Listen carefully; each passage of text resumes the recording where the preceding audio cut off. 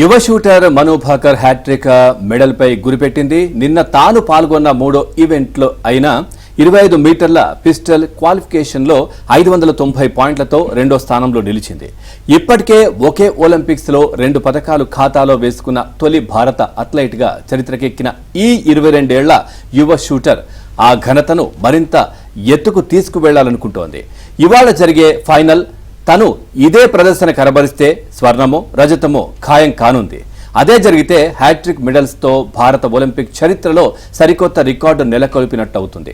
592 పాయింట్లతో Hungary shooter Veronica major తొలి స్థానంలో నిలిచింది. ఇది ఒలింపిక్ రికార్డు. మొదట ప్రిసిషన్ రౌండ్లో మను 97, 98, 99 స్కోర్తో 294 పాయింట్లు సాధించి టాప్ 3లో నిలిచింది.